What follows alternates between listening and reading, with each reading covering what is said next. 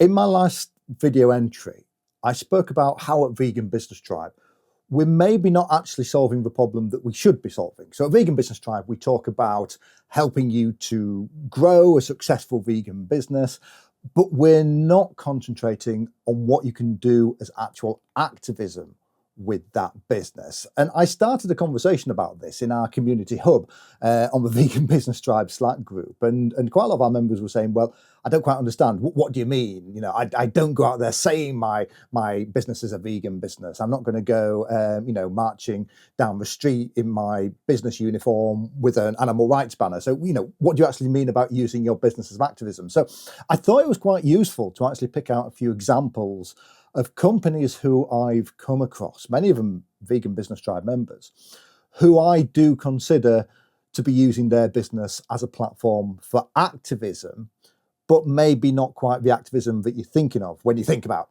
activism, marching down the street, animal rights, all those things that don't sit alongside doing business sometimes.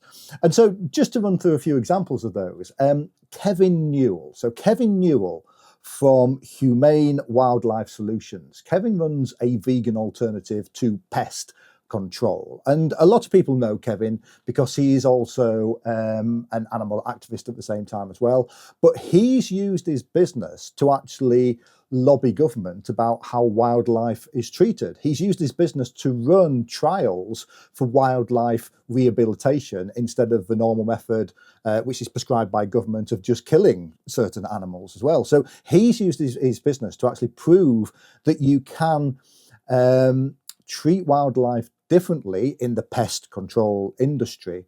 And he's actually got the laws changed in Scotland about gulls and seagulls, about how they're relocated through his business. And so, that has become amazing activism. His business is actively saving lives. So that's one example. Another example I put down here is somebody I've spoken about quite a lot on the podcast, Kelly Vowles from Pixel Rose Hair Design. And Kelly, she's a vegan hairdresser. And you might think, well, how is that tied to activism? But what Kelly does is she subscribes to a PR channel that puts out releases when people are looking for experts to talk about different topics, or if you've had life experiences and things like that. So basically journalist requests. And whenever one comes up about veganism, she puts herself forward as a local business owner to have that conversation in a local newspaper, in a magazine, on the TV. And last year, she actually ended up going on one of our breakfast programs, one of our national breakfast programs here in the UK, to defend veganism. They were saying that we're seeing the end of veganism, and she went on there as a vegan business owner to defend that. And that was amazing activism as well. And by doing that, she's not just trying to move the vegan and animal rights cause forwards, she's promoting her business at the same time. And that's more what I mean. Activism that we can do as businesses that are symbiotic, that both actually help our businesses and promote our businesses, but move the cause of animal rights along too. So they're the sort of things we're talking about. Some other examples that I came up with. One of our Vegan Business Tribe members, Matt O'Hara. So Matt O'Hara, he doesn't have a vegan business, so he's vegan personally, but he works for a company called Mattioli Woods, who are huge financial advice company. And every year, Matt was lobbying the company to support the Veganuary Workplace Challenge. And he said that, he'd take it on, he'd run it, he'd manage it, he'd mentor people along doing it. And so that's what he's done for the last 3 years within the company. And he has actually created vegans within that business. So he's managed the Workplace Veganuary Challenge. He's been the point of contact. He's the one doing all the meetups and things like that. And it's raised his profile within the business. And it's got the business starting to think about being more ethical and about, what they do with the catering and the food they serve, because there's obviously this interest in veganism as well. So he's actually working within an organization that isn't vegan to make a difference from within. So, that's a great way of using your kind of professional influence to move a vegan cause forwards as well.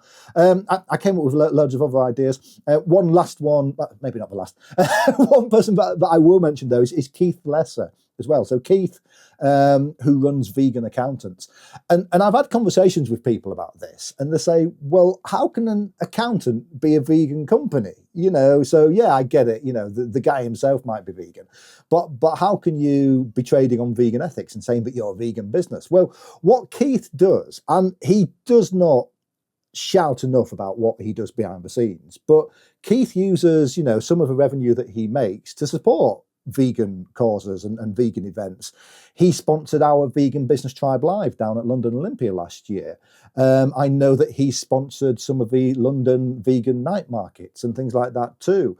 You know, so Keith, he has spoken at so many events. He's really put the idea of veganism in business on the agenda, and talking about vegan finance and things like that as well. So again, you know, he's using his business as a platform for veganism, and at the same time, it's helping his business too. And the reason I said that wouldn't be the last one is I just spotted below the other person I'd made some notes about, Damien. So Damien Shabiris from Short Stop Video.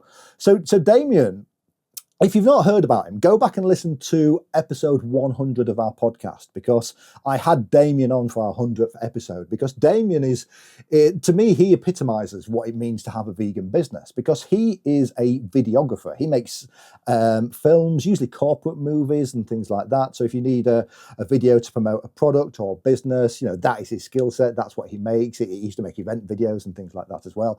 And he had an absolutely massive health scare in his life that meant he had to take some time off work. And during that period, he really thought about what he was doing with his lives and his skill sets. You know, did he want to help more people sell tins of beans, or, you know, what if he was making a video about? So he actually completely changed his journey, and he was still doing all the corporate work, but he started to get to know more people in vegan activism. He actually started to make some videos about veganism, and through quite a long process of events and things that happened, he actually started to meet some of the activists as well, and he became the video producer for Joey Carbstrong, who is one of the UK's, originally from Australia, but one of the UK's biggest vegan influencers.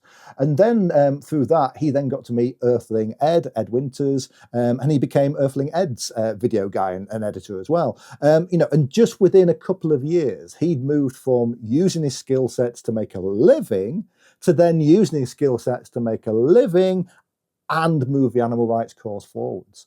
So that's what we're talking about when we're saying part of what we're doing at Vegan Business Tribe. It has to be to encourage you to not just have a successful vegan business, because you've got to have that in the first place, but to actually then challenge you to do something with that business that's going to fulfill the reasons why you wanted a vegan business in the first place. So we're going to help you do that. And that might be by some forms of micro activism. It might be through some quite big things that you could do as a business, and even, you know, pivoting what you do and changing your direction. And especially for people who don't advertise that their business is vegan, there's still stuff that you can do. I've known companies where they will give their employees time off to go and volunteer at animal sanctuaries, or go work handing out food samples and things like that as well. So there might be not that direct connection, but that's how the business is helping the vegan cause move forwards. And there's a lot more that we can do. So hopefully that kind of cleared it up. It helped me having to kind of sit down and think about that a little bit more than the offhand comment I made on the last entry. But hopefully that's given some inspiration to you too.